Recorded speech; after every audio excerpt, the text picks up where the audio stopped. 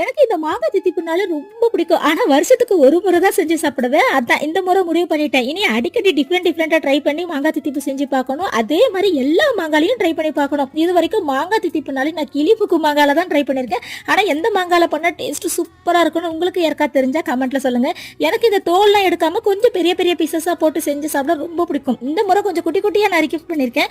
But கையில மாங்காய் கிடைச்சாலே அதை தூக்கி சாம்பார்ல போடுறது, மீன் குழம்புல போடுறதுல தான் குறியா இருப்போமே தவிர ஏன் மாங்காய் தித்திப்பு பண்ண மாட்டேங்கிறோன்னு இப்போ வரைக்கும் எனக்கு தெரியல. கொஞ்சம் சினிமாட்டிக்கா இருக்கட்டும், இந்த மாங்காய் தூக்கி காட்டலான்னு காம்பு பிடிச்சோம் பாருங்க, நல்ல டப்புன்னு கீழே விழுந்துச்சு. சரி, இது நமக்கு சரிப்பட்டு வராதுன்னு அப்படியே வச்சுட்டேன். வீட்டுல யாருக்காவது ஒருத்தர் 2 பேருக்காவது இந்த மாங்காய் தித்திப்பு ரொம்ப பிடிக்கும். ஆனா பண்ண மாட்டோம். கொஞ்சம் செங்காயா இருக்கிற மாங்காயில பண்ணும்போது ரொம்ப டேஸ்டா இருக்கும். இப்படி பண்ணுவேன்னா எண்ணெய் விட்டுட்டு கடுகு, உளுத்தம் பருப்பு, சீரகம், அப்புறம் கருவேப்பிலை, நறுக்கின இஞ்சி, 2 வரமிளகாய் போட்டுப்பேன். அதுக்கப்புறம் மாங்காய் போட்டு நல்லா தண்ணி தெளிச்சு ஆஃப் குக் ஆனதும் உப்பு, தனி மிளகாத்தூள், மஞ்சத்தூள் சேர்த்து ஃபைனலா நல்லா வந்ததுக்கு அப்புறமா இந்த வெள்ளம் சேர்த்து இறக்கிட்டீங்கன்னா மாங்காய் தித்திப்பு சூப்பரா ரெடி ஆயிடும். எனக்கு இது கொஞ்சம் ஆறி போய் சாப்பிட ரொம்ப பிடிக்கும்.